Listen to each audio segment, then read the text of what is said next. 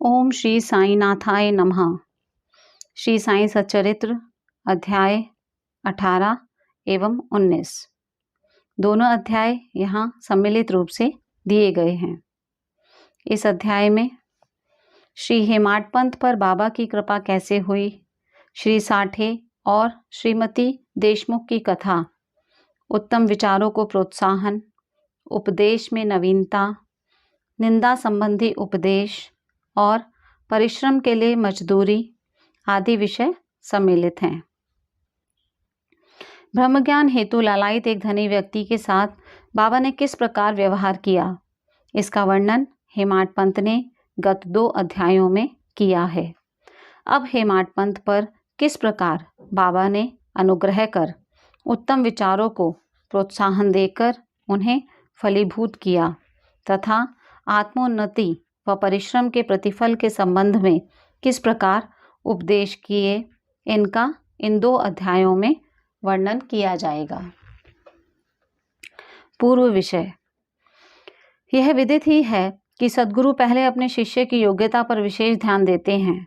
उनके चित्त को किंचित मात्र भी डामाडोल न कर वे उपयुक्त उपदेश देकर उन्हें आत्मानुभूति की ओर प्रेरित करते हैं। इस संबंध में कुछ लोगों का विचार है कि जो शिक्षा या उपदेश सद्गुरु द्वारा प्राप्त हो उसे अन्य लोगों में प्रसारित ना करना चाहिए। उनकी ऐसी भी धारणा है कि उसे प्रकट कर देने से उसका महत्व घट जाता है। यथार्थ में यह दृष्टिकोण संकुचित है। सद्गुरु तो वर्षा ऋतु के मेघ सदृश हैं जो सर्वत्र एक समान बरसते हैं, अर्थात वे अपने अमृतुल्य उपदेशों को विस्तृत क्षेत्र में प्रसारित करते हैं। प्रथमतः उनके सारांश को ग्रहण कर आत्मसात कर लें और फिर संकीर्णता से रहित होकर अन्य लोगों में प्रचार करें। यह नियम जागृत और स्वप्न दोनों अवस्थाओं में प्राप्त उपदेशों के लिए है। उदाहरणार्थ, बुद्ध कौशिक ऋषि ने स्वप्न में प्राप्त प्रसिद्ध राम रक्षा स्तोत्र साधारण जनता के हितार्थ प्रकट कर दिया था। जिस प्रकार एक दयालु माता बालक के उपचारार्थ कड़वी औषधि का बलपूर्वक प्रयोग करती है, उसी प्रकार श्री साईं बाबा भी अपने भक्तों के कल्याण ही उपदेश दिया करते थे। वे अपनी पद्धति गुप्त ना रखकर पूर्ण स्पष्टता को ही अधिक महत्व देते थे। इसी कारण जिन भक्तों ने उनके उपदेशों का पूर्णतः पालन किया वे अपने ध्येय की प्राप्ति में सफल हुए। श्री साईं बाबा जैसे सद्गुरु ही ज्ञान चक्षुओं को खोलकर आत्मा की दिव्यता का अनुभव देने में समर्थ हैं। विषय वासनाओं से आसक्ति नष्ट कर वे भक्तों की इच्छाओं को पूर्ण कर देते हैं, जिसके फलस्वरूप ही ज्ञान और वैराग्य प्राप्त होकर ज्ञान की उत्तरोत्तर उन्नति होती रहती है। यह सब केवल उसी समय संभव है जब हमें सद्गुरु का सानिध्य प्राप्त हो तथा सेवा के पश्चात हम उनके प्रेम को प्राप्त कर सकें। तभी भगवान भी, जो भक्त काम कल्पतरु हैं, हमारी सहायतार्थ आ जाते हैं। वे हमें कष्टों और दुखों से मुक्त कर सुखी बना देते हैं। यह सब प्रगति केवल सद्गुरु की कृपा से ही संभव है, जो कि स्वयं ईश्वर के प्रतीक हैं। इसलिए हमें सद्गुरु की खोज में सदैव रहना चाहिए। अब हम मुख्य विषय की ओर आते हैं। श्री साठे। एक महानुभाव का नाम श्री साठे था। क्राफर्ड के शासनकाल में कई वर्ष पूर्व उन्हें कुछ ख्याति प्राप्त हो चुकी थी। इस शासन का बम्बई के गवर्नर लॉर्ड रे ने दमन कर दिया था। श्री साठे को व्यापार में अधिक हानि हुई और परिस्थितियां प्रतिकूल होने के कारण उन्हें बड़ा धक्का लगा। वे अत्यंत दुखित और निराश हो गए और अशांत होने के कारण घर छोड़कर किसी एकांत स्थान में वास करने का विचार करने लगे। बहुधा मनुष्यों को ईश्वर की स्मृति आपत्ति काल तथा दुर्दिनों में ही आती है और उनका विश्वास भी ईश्वर की ओर ऐसे ही समय में बढ़ जाता है। तभी वे कष्टों के निवारणार्थ उनसे प्रार्थना करने लगते हैं।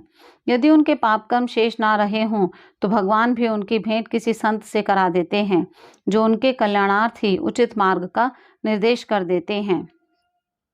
ऐसा ही श्री साठे के साथ भी हुआ।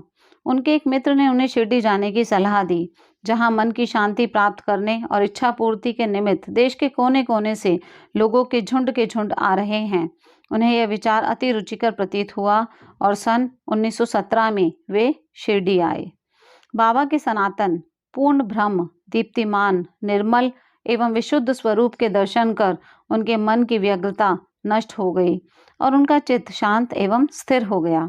उन्होंने सोचा कि गत जन्मों के संचित शुभ कर्मों के फलस्वरूप ही आज मैं श्री साईं बाबा के पवित्र चरणों तक पहुंचने में समर्थ हो सका हूँ। श्री साठे दृढ़ संकल्प के व्यक्ति थे, इसलिए उन्होंने शीघ्र ही गुरुचरित्र का पारायण प्रारंभ कर दिया। जब एक सप्ताह में ही चरित्र की प्रथम आवृत्ति समाप्त हो गई, तब बाबा ने उसी रात्रि को उन्हें एक स्वप्न दिया, जो इस प्रकार है। बाबा अपने हाथ में चरित्र लिए हुए हैं और श्री साठे को कोई विषय समझा रहे हैं तथा श्री साठे सम्मुख बैठे ध्यानपूर्वक श्रवण कर रहे हैं। जब उनकी निद्रा भंग हुई तो स्वप्न को स्मरण कर वे बहुत प्रसन्न हुए। उन्होंने विचार किया कि यह बाबा की अत्यंत कृपा है, जो इस प्रकार अचेतनावस्था में पड़े हुओं को जागृत कर उन्हें गुरुचरित्र का अमृतपान करने का अवसर प्रदान करते हैं।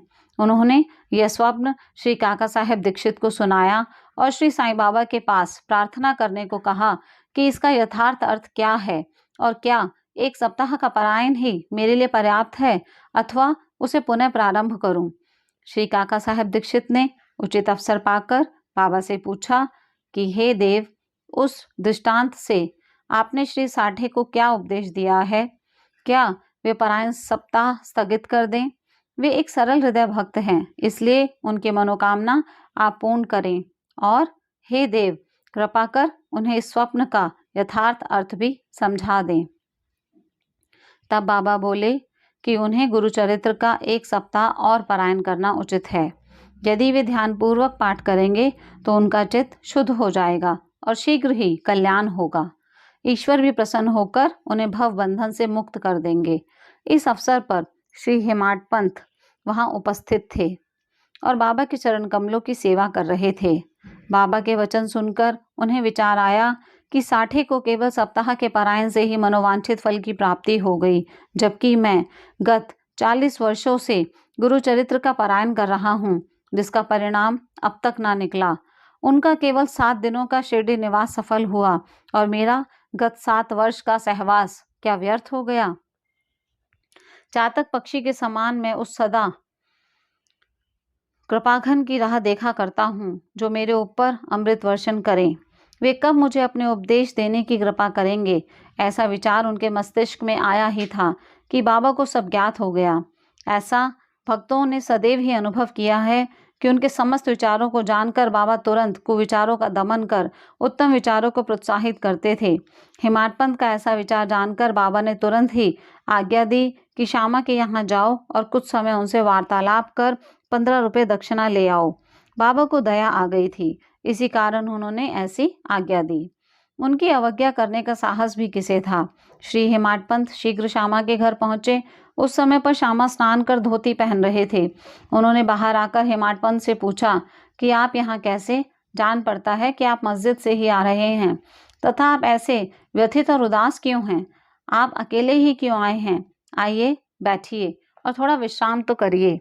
जब तक मैं पूजन आदि से भी निवृत्त हो जाऊं, तब तक आप कृपा करके पान आदि लें। इसके पश्चात ही हम और आप सुखपूर्वक वार्तालाप करें। ऐसा कहकर वे भीतर चले गए। दालान में बैठे बैठे हेमाडपंथ की दृष्टि अचानक खिड़की पर रखी नाथ भागवत पर पड़ी। नाथ भागवत श्री एकनाथ द्वारा महाभागवत के 11वें स्कंद पर मराठी भाषा में की हुई एक टीका है। श्री साईं बाबा के आज्ञानुसार श्री बापू साहेब जोग और श्री काका साहेब दीक्षित शिरडी में नित्य भगवत गीता का मराठी टीका सहित, जिसका नाम भावार्थ दीपिका या ज्ञानेश्वरी है, और एकनाथ का महान ग्रंथ भावार्थ रामायण का पठन किया करते थे। जब भक्तगण बाबा से कोई प्रश्न पूछने आते तो वे कभी आंशिक उत्तर देते और कभी उनको उपयुक्त भागवत तथा प्रमुख ग्रंथों का श्रवण करने को कहते थे, जिन्हें सुनने पर भक्तों को अपने प्रश्नों के पूर्णतया संतोषप्रद उत्तर प्राप्त हो जाते थे। श्री हेमाडपंथ भी नित्य प्रति नाथ भागवत के कुछ अंशों का पाठ किया करते थे। आज प्रातः मस्जिद को जाते समय कुछ भक्तों के सत्संग के कारण उन्होंने अपना नित्य नियमानुसार पाठ अधूरा ही छोड़ दिया था। उन्होंने जैसे ही वह ग्रंथ उठाकर खोला तो अपने अपूर्ण भाग का पृष्ठ सामने देखकर उनको आश्चर्य हुआ। उन्होंने सोचा कि बाबा ने इसी कारण ही मुझे यहाँ भेजा है, ताकि मैं अपना शेष पाठ पूरा कर लूं, और उन्होंने शेष अंश का पाठ आरंभ कर दिया। पाठ पूर्ण होते ही श्यामा भी बाहर आए और उन दोनों में वार्तालाप होने लगा। हेमाड पंत ने कहा कि मैं बाबा का एक संदेश लेकर आपके पास आया हूँ। उन्होंने मुझे आपसे 15 रुपये दक्षिणा लाने तथा थोड़ी देर वार्तालाप कर आपको अपने साथ लेकर मस्जिद वापस आने की आज्ञा दी है। श्यामा आश्चर्य से बोले, मेरे पास तो एक फूटी कौड़ी भी नहीं है, इसलिए आप रुपयों के बदले दक्षिणा में मेरे 15 नमस्कार ही ले जाओ। तब हेमाड पंत ने कहा कि ठीक है, मुझे आपके 15 नमस्कार ही स्वीकार हैं। आइए अब हम कुछ वार्तालाप करें और कृपा कर बाबा की कुछ लीलाएं आप मुझे सुनाएं, जिससे पाप नष्ट हों। श्यामा बोले, तो कुछ देर बैठो। इस ईश्वर की लीला अद्भुत है। कहाँ मैं एक अशिक्षित देहाती और कहाँ आप एक विद्वान। यहाँ आने के पश्चात तो आप बाबा की अनेक लीलाएं स्वयं ही देख चुके हैं, जिनका अब मैं आपके समक्ष कैसे वर्णन कर सकता हूँ। अच्छा, यह 5 सुपारी तो खाओ, तब तक मैं कपड़े पहन लूं। थोड़ी देर में श्यामा बाहर आए और फिर उन दोनों में इस प्रकार वार्तालाप होने लगा। श्यामा बोले, इस परमेश्वर अर्थात बाबा की लीलाएं अगाध हैं, जिसका कोई पार नहीं। वे तो लीलाओं से अलिप्त रहकर सदैव विनोद किया करते हैं। इसे हम अज्ञानी जीव क्या समझ सकें। बाबा स्वयं ही क्यों नहीं कहते, आप सरीखे विद्वान को मुझ जैसे मूर्ख के पास क्यों भेजा है। उनकी कार्यप्रणाली ही कल्पना के परे है। मैं तो इस विषय में केवल इतना ही कह सकता हूँ कि वे लौकिक नहीं हैं। इस भूमिका के साथ ही साथ श्यामा ने कहा कि अब मुझे कथा की स्मृति हो आई है, जिसे मैं व्यक्तिगत रूप से जानता हूँ। जैसी भक्त की निष्ठा और भाव होता है, बाबा भी उसी प्रकार उनकी सहायता करते हैं। कभी कभी तो बाबा भक्त की कठिन परीक्षा लेकर ही उसे उपदेश दिया करते हैं। उपदेश शब्द सुनकर साठे के गुरुचरित्र परायण की घटना का तत्काल ही स्मरण करके हेमाडपंत को रोमांच हो आया। उन्होंने सोचा, कदाचित बाबा ने मेरे चित्त की चंचलता नष्ट करने के लिए ही मुझे यहाँ भेजा है। फिर भी वे अपने विचार प्रकट न कर श्यामा की कथा को ध्यानपूर्वक सुनने लगे। उन सब कथाओं का सार केवल यही था कि अपने भक्तों के प्रति बाबा के मन में कितनी दया और स्नेह है। इन कथाओं को श्रवण कर हेमाडपंत को आंतरिक उल्लास का अनुभव होने लगा। तब श्यामा ने नीचे लिखी कथा कही। श्रीमती राधाबाई देशमुख। एक समय एक वृद्धा श्रीमती राधाबाई, जो खाशाबा देशमुख की मां थीं, बाबा की कीर्ति सुनकर संगमनेर के लोगों के साथ शिरडी आईं। बाबा के श्री दर्शन कर उन्हें अत्यंत प्रसन्नता हुई। श्री साईं चरणों में उनकी अटल श्रद्धा थी, इसलिए उन्होंने यह निश्चय किया कि जैसे भी हो बाबा को अपना गुरु बना उनसे उपदेश ग्रहण किया जाए। आमरण अनशन का दृढ़ निश्चय कर अपने विश्राम गृह में आकर उन्होंने अन्न जल त्याग दिया और इस प्रकार 3 दिन व्यतीत हो गए। मैं इस वृद्धा की अग्नि परीक्षा से बिल्कुल भयभीत हो गया और बाबा से प्रार्थना करने लगा कि देवा, आपने अब यह क्या करना आरंभ कर दिया है। ऐसे कितने लोगों को आप यहाँ आकर्षित किया करते हैं। आप उस वृद्ध महिला से पूर्ण परिचित ही हैं, जो हठ पूर्वक आप पर अवलंबित है।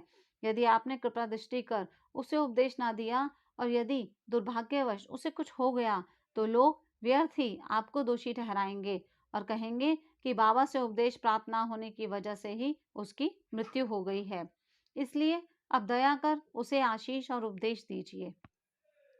वृद्धा का ऐसा दृढ़ निश्चय देखकर बाबा ने उसे अपने पास बुलाया और मधुर उपदेश देकर उसकी मनोवृत्ति परिवर्तित कर कहा कि हे माता, क्यों व्यर्थ ही तुम यातना सहकर मृत्यु का आलिंगन करना चाहती हो।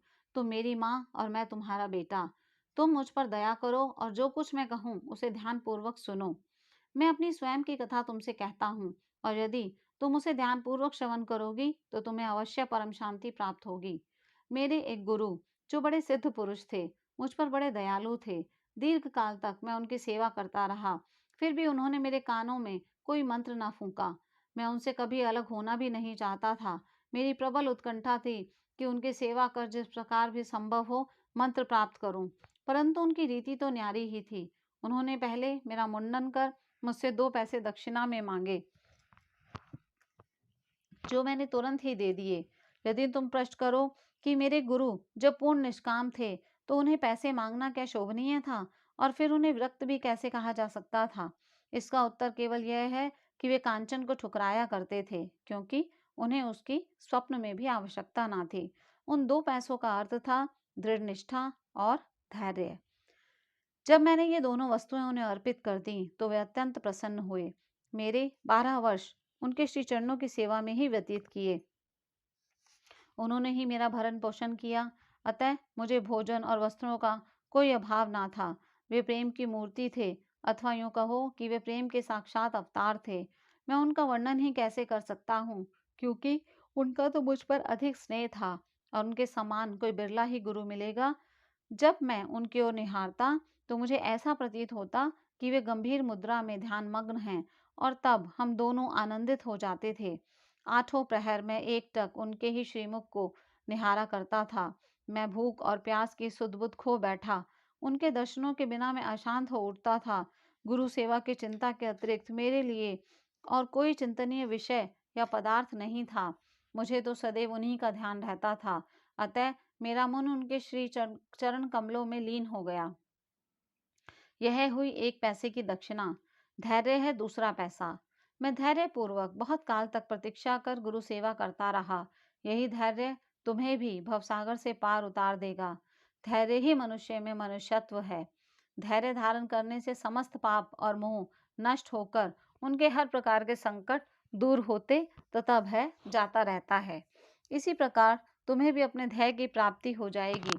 धैर्य तो गुणों की खान व उत्तम विचारों की जननी है। निष्ठा और धैर्य 2 जुड़वा बहनों के समान ही हैं, जिनमें परस्पर प्रगाढ़ प्रेम है। मेरे गुरु मुझसे किसी वस्तु की आकांक्षा न रखते थे। उन्होंने कभी भी मेरी उपेक्षा ना की, वरन सदैव रक्षा करते रहे। यद्यपि मैं सदैव उनके चरणों के समीप ही रहता था, फिर भी कभी किन्हीं अन्य स्थानों पर यदि चला जाता तो भी मेरे प्रेम में कभी कमी न हुई। वे सदा मुझ पर कृपा दृष्टि रखते थे। जिस प्रकार कछुई प्रेम दृष्टि से अपने बच्चों का पालन करती है, चाहे वे उसके समीप हो अथवा नदी के उस पार, सो हे माँ, मेरे गुरु ने तो मुझे कोई मंत्र सिखलाया ही नहीं, तब मैं तुम्हारे कान में कैसे कोई मंत्र फूकूं। केवल इतना ही ध्यान रखो कि गुरु की भी कछुई के समान ही प्रेम दृष्टि से हमें संतोष प्राप्त होता है। इस कारण व्यर्थ में किसी से उपदेश प्राप्त करने का प्रयत्न ना करो। मुझे ही अपने विचारों तथा कर्मों का मुख्य ध्येय बना लो, और तब तुम्हें निसंदेह ही परमार्थ की प्राप्ति हो जाएगी। मेरी ओर अनन्य भाव से देखो तो मैं भी तुम्हारी ओर वैसे ही देखूंगा। इस मस्जिद में बैठकर मैं सत्य ही बोलूंगा कि किन्हीं साधनाओं या शास्त्रों के अध्ययन की आवश्यकता नहीं, वरन केवल गुरु में विश्वास ही पर्याप्त है। पूर्ण विश्वास रखो कि गुरु ही करता है और वह धन्य है। जो गुरु की महानता से परिचित हो, उसे हरि, हर और ब्रह्मा का अवतार समझता है। इस प्रकार समझाने से वृद्ध महिला को सांत्वना मिली और उसने बाबा को नमन कर अपना उपवास त्याग दिया। यह कथा ध्यानपूर्वक एकाग्रता से श्रवण कर तथा उसके उपयुक्त अर्थ पर विचार कर हेमाडपंत को बड़ा आश्चर्य हुआ। उनका हृदय भर आया और उन्हें रोमांच हो उठा। अत्यंत आनंद विभोर हो जाने से उनका कंठ रुंध गया और वे मुख से एक शब्द भी ना बोल सके। उनकी ऐसी स्थिति देख श्यामा ने पूछा कि आप ऐसे स्तब्ध क्यों हो गए, बात क्या है? बाबा की तो इस प्रकार की लीलाएं अनगिनत हैं, जिनका वर्णन मैं किस मुख से करूं। ठीक उसी समय मस्जिद में घंटानाद होने लगा, जो कि मध्याह्न पूजन तथा आरती के आरंभ का द्योतक था। तब श्यामा और हेमाडपंत भी शीघ्र ही मस्जिद की ओर चले। बापू साहेब जोग ने पूजन आरंभ कर दिया था। स्त्रियां मस्जिद में ऊपर खड़ी थीं और पुरुष वर्ग नीचे मंडप में। सब उच्च स्वर में वाद्यों के साथ साथ आरती गा रहे थे। तभी हेमाडपंत का हाथ पकड़े हुए श्यामा भी ऊपर पहुंचे और वे बाबा के दाहिनी ओर तथा हेमाडपंत बाबा के सामने बैठ गए। उन्हें देख बाबा ने श्यामा से लाई हुई दक्षिणा देने के लिए कहा। तब हेमाडपंत ने उत्तर दिया कि रुपयों के बदले श्यामा ने मेरे द्वारा आपको 15 नमस्कार भेजे हैं तथा स्वयं ही यहाँ आकर उपस्थित हो गए हैं। बाबा ने कहा, अच्छा ठीक है, तो अब मुझे यह बताओ कि तुम दोनों में आपस में किस विषय पर वार्तालाप हुआ है। तब घंटे, ढोल और सामूहिक गान की ध्वनि की चिंता न करते हुए हेमाडपंत उत्कंठापूर्वक उन्हें वह वार्तालाप सुनाने लगे। बाबा भी सुनने को अति उत्सुक थे, इसलिए वे तकिया छोड़कर थोड़ा आगे झुक गए। हेमाडपंत ने कहा कि वार्ता अति सुखदायी थी, विशेषकर उस वृद्ध महिला की कथा तो ऐसी अद्भुत थी, जिसे श्रवण कर मुझे तुरंत ही विचार आया कि आपकी लीलाएं अगाध हैं और इस कथा की ही ओट में आपने मुझ पर विशेष कृपा की है। तब बाबा ने कहा, वह तो बहुत ही आश्चर्यपूर्ण है। अब मेरी तुम पर कृपा कैसे हुई, इसका पूर्ण विवरण सुनाओ। कुछ काल पूर्व सुना वार्तालाप जो उनके हृदय पटल पर अंकित हो चुका था, वह सब उन्होंने बाबा को सुना दिया। वार्ता सुनकर बाबा अति प्रसन्न हो कहने लगे कि क्या कथा से प्रभावित होकर उसका अर्थ भी तुम्हारी समझ में आया है? तब हेमाड पंत ने उत्तर दिया कि हाँ बाबा, आया तो है। उससे मेरे चित्त की चंचलता नष्ट हो गई है। अब यथार्थ में मैं वास्तविक शांति और सुख का अनुभव कर रहा हूँ तथा मुझे सत्य मार्ग का पता चल गया है। तब बाबा बोले, सुनो, मेरी पद्धति भी अद्वितीय है।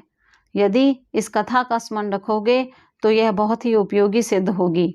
आत्मज्ञान प्राप्त करने के लिए ध्यान अत्यंत आवश्यक है और यदि तुम इसका निरंतर अभ्यास करते रहोगे तो कुप्रवृत्तियां शांत हो जाएंगी। तुम्हें आसक्ति रहित होकर सदैव ईश्वर का ध्यान करना चाहिए जो सर्व प्राणियों में व्याप्त है, और जब इस प्रकार मन एकाग्र हो जाएगा तो तुम्हें ध्येय की प्राप्ति हो जाएगी। मेरे निराकार सच्चिदानंद स्वरूप का ध्यान करो, जैसे कि तुम मुझे दिन रात यहाँ देखते हो। इस प्रकार तुम्हारी वृत्तियां केंद्रित हो जाएंगी तथा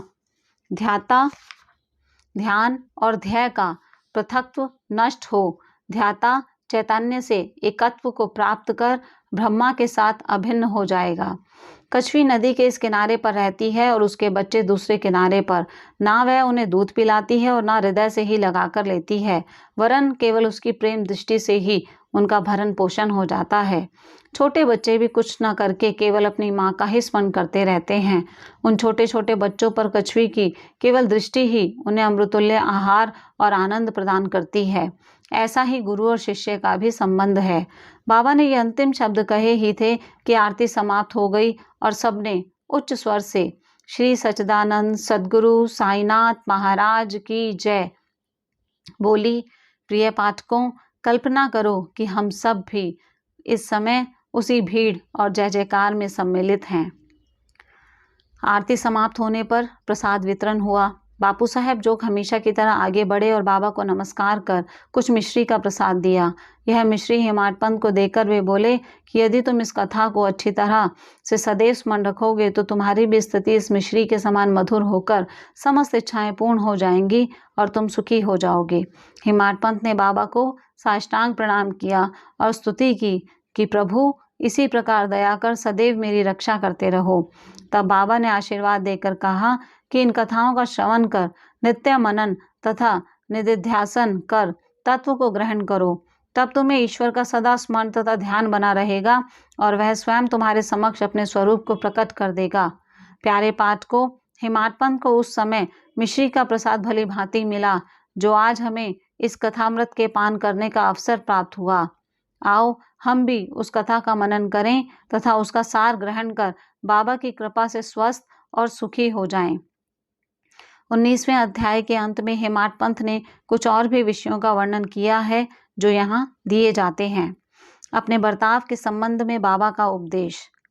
नीचे दिए हुए अमूल्य वचन सर्वसाधारण भक्तों के लिए हैं और यदि उन्हें ध्यान में रखकर आचरण में लाया गया तो सदैव ही कल्याण होगा। जब तक किसी से कोई पूर्व नाता या संबंध ना हो तब तक कोई किसी के समीप नहीं जाता। यदि कोई मनुष्य या प्राणी तुम्हारे समीप आए तो उसे अभद्रता से न ठुकराओ, उसका स्वागत कर आनंद पूर्वक बर्ताव करो। यदि त्रसित को जल, क्षुधा पीड़ित को भोजन, नंगे को वस्त्र और आगंतुक को अपना दालान विश्राम करने को दोगे तो भगवान श्री हरि तुमसे निसंदेह प्रसन्न होंगे। यदि कोई तुमसे द्रव्य याचना करे और तुम्हारी इच्छा देने की ना हो तो ना दो, परंतु उसके साथ अभद्र व्यवहार ना करो।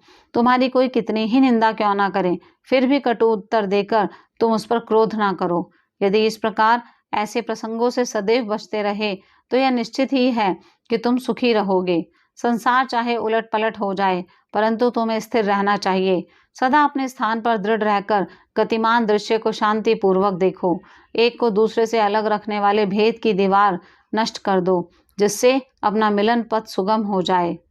द्वैत भाव की ही भेद वृत्ति है जो शिष्य को अपने गुरु से पृथक कर देती है, इसलिए जब तक इसका नाश ना हो जाए तब तक अभिन्नता प्राप्त करना संभव नहीं है।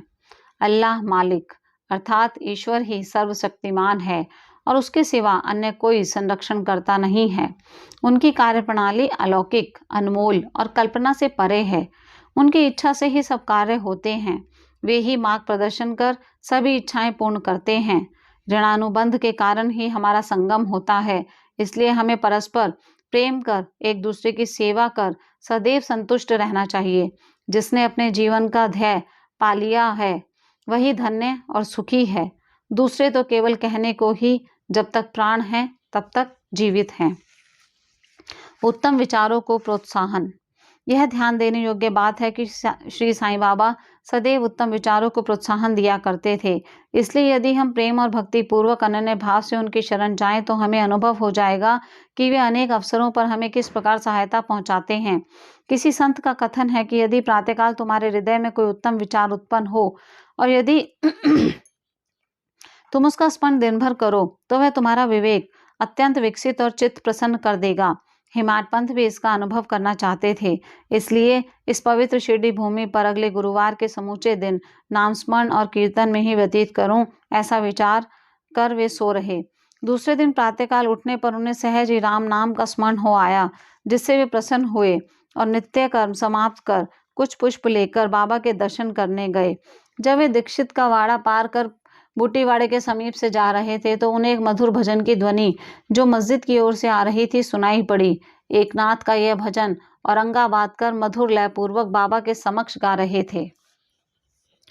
गुरु कृपा अंजन पायो मेरे भाई, राम बिना कुछ मानत नाही। अंदर रामा बाहर रामा, सपने में देखत सीता रामा। जागत रामा सोवत रामा, जहाँ देखे वहीं पूरन कामा। एका जनार्दनी अनुभव नीका, जहाँ देखे वहाँ राम सरीखा। भजन अनेकों हैं, परंतु विशेषकर यह भजन ही क्यों औरंगाबाद करने चुना? क्या ये बाबा द्वारा ही संयोजित विचित्र अनुरूपता नहीं है? और क्या यह हेमाड पंथ के पिछले दिन अखंड राम नाम स्मरण के संकल्प को प्रोत्साहन देना नहीं है? सभी संतों का इस संबंध में एक ही मत है और सभी राम नाम के जाप को प्रभावकारी तथा भक्तों की इच्छा पूर्ति और सभी कष्टों से छुटकारा पाने के लिए इसे एक अमोघ उपाय बतलाते हैं। निंदा संबंधी उपदेश। उपदेश देने के लिए किसी विशेष समय या स्थान की प्रतीक्षा ना कर बाबा यथा योग्य समय पर ही स्वतंत्रता पूर्वक उपदेश दिया करते थे। एक बार एक भक्त ने बाबा की अनुपस्थिति में दूसरे लोगों के सम्मुख किसी को अपशब्द कहे। गुणों की उपेक्षा कर उसने अपने भाई के दोषारोपण में इतने बुरे कटु वाक्यों का प्रयोग किया कि सुनने वालों को भी उसके प्रति घृणा होने लगी। बहुधा देखने में आता है कि लोग व्यर्थ ही दूसरों की निंदा कर झगड़ा और बुराइयां उत्पन्न करते हैं। संत तो निंदा को दूसरी ही दृष्टि से देखा करते हैं। उनका कथन है कि शुद्धि के लिए अनेक विधियों में मिट्टी, जल और साबुन पर्याप्त है, परंतु निंदा करने वालों की उपयोगिता भिन्न ही होती है। वे दूसरों के दोषों को केवल अपनी जिह्वा से ही दूर कर देते हैं और इस प्रकार वे दूसरों की निंदा कर उनका उपकार ही किया करते हैं, जिसके लिए वे धन्यवाद के पात्र हैं। निंदक को उचित मार्ग पर लाने के लिए साईं बाबा की पद्धति सर्वथा ही भिन्न थी। वे तो सर्वज्ञ थे ही, इसलिए उस निंदक के कार्य को वे समझ गए। मध्यकाल में जब लैंडी के समीप उनसे भेंट हुई तब उन्होंने विष्ठा खाते हुए एक सूअर की ओर उंगली उठाकर उससे कहा कि देखो वह कितने प्रेम पूर्वक विष्ठा खा रहा है। तुम जी भरकर अपने भाइयों को सदा अपशब्द कहा करते हो और यह तुम्हारा आचरण भी ठीक उसी के सदृश ही है। अनेक शुभ कर्मों के परिणाम स्वरूप ही तुम्हें मानव तन प्राप्त हुआ और इसलिए यदि तुमने किसी प्रकार आचरण किया तो शिरडी तुम्हारी सहायता ही क्या कर सकेगी। भक्त ने उपदेश ग्रहण कर लिया और वहां से चला गया। इस प्रकार प्रसंगानुसार ही वे उपदेश दिया करते थे। यदि उन पर ध्यान देकर नित्य उनका पालन किया जाए तो आध्यात्मिक ध्येय अधिक दूर न होगा। एक कहावत प्रचलित है कि यदि मेरा श्रीहरि होगा तो वह मुझे चारपाई पर बैठे बैठे ही भोजन पहुंचाएगा। यह कहावत भोजन और वस्त्र के विषय में सत्य प्रतीत हो सकती है, परंतु यदि कोई इस पर विश्वास कर आलस्यवश बैठा रहे तो वह आध्यात्मिक क्षेत्र में कुछ भी प्रगति ना कर उल्टे पतन के घोर अंधकार में निमग्न हो जाएगा। इसलिए आत्मानुभूति प्राप्ति के लिए प्रत्येक को अनवरत परिश्रम करना चाहिए और जितना प्रयत्न वह करेगा उतना ही उसके लिए लाभप्रद भी होगा। बाबा ने कहा कि मैं तो सर्वव्यापी हूँ और विश्व के समस्त भूतों तथा चराचर में व्याप्त रहकर भी अनंत हूँ।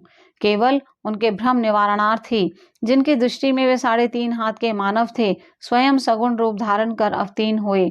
इसलिए जो भक्त अनन्य भाव से उनकी शरण आए और जिन्होंने दिन रात ही उनका ध्यान किया उन्हें उनसे अभिन्नता प्राप्त हुई। जिस प्रकार की माधुर्य और मिश्री, लहर और समुद्र तथा नेत्र और कांति में अभिन्नता हुआ करती है, जो आवागमन के चक्र से मुक्त होना चाहें, वे शांत और स्थिर होकर अपना धार्मिक जीवन व्यतीत करें। दुखदायी कटु शब्दों के प्रयोग से किसी को दुखित ना कर सदैव उत्तम कार्यों में संलग्न रहकर अपना कर्तव्य करते हुए अनन्य भाव से भय रहित हो उनकी शरण में जाना चाहिए। जो पूर्ण विश्वास से उनकी लीलाओं का श्रवण कर उनका मनन करेगा तथा अन्य वस्तुओं की चिंता त्याग देगा, उसे निसंदेह ही आत्मानुभूति की प्राप्ति होगी। उन्होंने अनेकों से नाम का जाप कर अपनी शरण में आने को कहा। जो ये जानने को उत्सुक थे कि मैं कौन हूँ, बाबा ने उन्हें भी लीलाएं श्रवण और मनन करने का परामर्श दिया। किसी को भगवत लीलाओं का श्रवण, किसी को भगवत पाद पूजन, तो किसी को अध्यात्म रामायण व ज्ञानेश्वरी तथा धार्मिक ग्रंथों का पठन एवं अध्ययन करने को कहा। अनेकों को अपने चरणों के समीप ही रखकर बहुतों को खंडोबा के मंदिर में भेजा तथा अनेकों को विष्णु सहस्त्र नाम का जाप करने व छांदोग्य उपनिषद तथा गीता का अध्ययन करने को कहा। अनेक उपदेशों की कोई सीमा ना थी। उन्होंने किन्हीं को प्रत्यक्ष और बहुतों को स्वप्न में दृष्टांत दिए। एक बार वे एक मदिरा सेवी के स्वप्न में प्रकट होकर उसकी छाती पर चढ़ गए और जब उसने मद्यपान त्यागने की शपथ खाई तभी उसे छोड़ा। किसी किसी को मंत्र जैसे गुरुर ब्रह्मा आदि का अर्थ स्वप्न में समझाया, तो कुछ हठ योगियों को हठ योग छोड़ने का निर्देश देकर चुपचाप बैठ धैर्य रखने को कहा। उनके सुगम पथ और विधि का वर्णन ही असंभव है। साधारण सांसारिक व्यवहारों में उन्होंने अपने आचरण द्वारा ऐसे अनेकों उदाहरण प्रस्तुत किए, जिनमें से एक यहाँ दिया जाता है। परिश्रम के लिए मजदूरी। एक दिन बाबा ने राधा कृष्ण माई के घर के समीप आकर एक सीढ़ी लाने को कहा। तब एक भक्त सीढ़ी ले आया और उनके बतलाए अनुसार वामन गोंदकर के घर पर उसे लगाया। वे उनके घर पर चढ़ गए और राधा कृष्ण माई के छप्पर पर से होकर दूसरे छोर से नीचे उतर आए। इसका अर्थ किसी को भी समझ में ना आया। राधा कृष्ण माई इस समय ज्वर से कांप रही थी, इसलिए हो सकता है कि उनका ज्वर दूर करने के लिए ही उन्होंने ऐसा किया हो। नीचे उतरने के पश्चात शीघ्र ही उन्होंने सीढ़ी लाने वाले को 2 रुपये पारिश्रमिक स्वरूप दिए। तब एक ने साहस कर उनसे पूछा कि इतने अधिक पैसा देना क्या अर्थ रखता है। उन्होंने कहा कि किसी से बिना उसके परिश्रम का मूल्य चुकाए कार्य न कराना चाहिए और कार्य करने वाले को उसके श्रम का शीघ्र निपटारा कर उदार हृदय से मजदूरी देनी चाहिए। ओम श्री साई नाथाय नमः।